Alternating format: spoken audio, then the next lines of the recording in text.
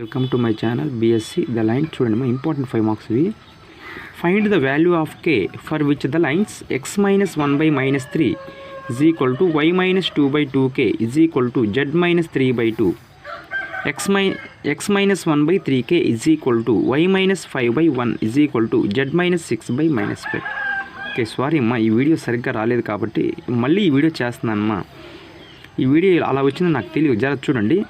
Perfect simple problem ఏం పెద్ద టఫ్గా ఏం లేదు. సార్ చూడండి, ఫస్ట్ గివెన్ లైన్స్ రాసుకోండి. Given x minus 1 by minus 3 is equal to y minus 2 by 2k is equal to z minus 3 by 2. ఇక్కడ చూడండి మా సెకండ్ లైన్ చూడండి. x minus 1 by 3k is equal to y minus 5 by 1 is equal to z minus 6 by minus 5.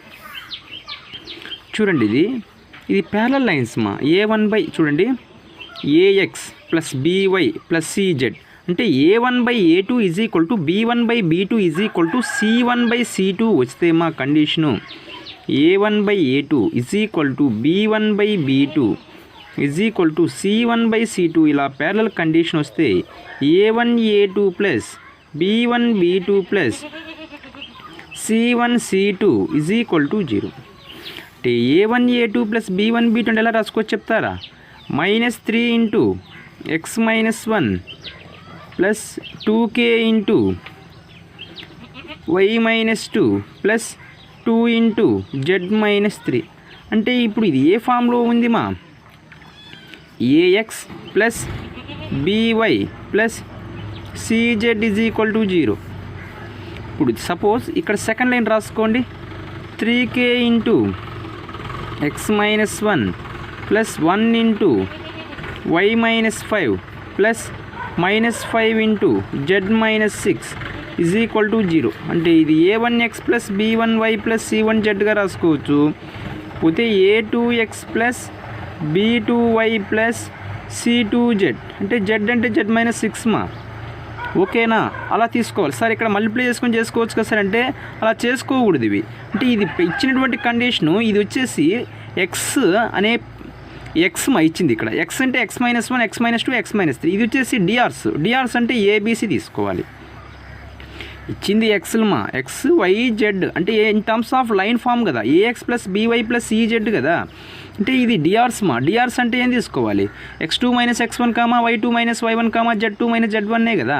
కాబట్టి ఇవి DRs. Okay sir, మాకు కన్ఫ్యూజన్గా ఉందంటే మీరు a1 b1 c1 first point రాసుకోండి. -3 comma 2k comma 2. Next second point రాసుకోండి. 3k comma 1 comma -5. ఇలా మీకు perpendicular condition ఇస్తే a1 a2 plus b1 b2 plus c1 c2 condition రాసుకోవాలి. ఒకవేళ సార్ ప్యారలల్ లైన్స్ ఇస్తే a1 by a2 is equal to b1 by b2 is equal to c1 by c2 రాసుకోండి. ఇప్పుడు a1 b1 c1గా తీసుకోండి మా. a2 b2 c2గా తీసుకోండి. జాగ్రత్తగా చూడండి, ఇంపార్టెంట్ సమ్ ఇది, చాలా ఇంపార్టెంట్ సమ్. a1 a2 అంటే -3 ఇంటూ a2 ఎంత 3k, b1 ఎంతమ్మా 2k, b2 ఎంత 1, c1 ఎంత 2. అంతే కదా. c2 ఎంతమ్మా -5 is equal to 0.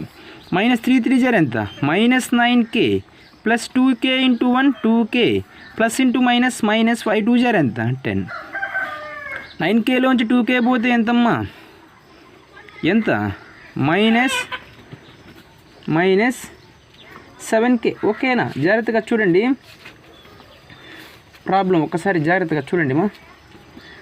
-7k -10 is equal to 0 -7k is equal to 10, k is equal to ఎంతమ్మా -10/7.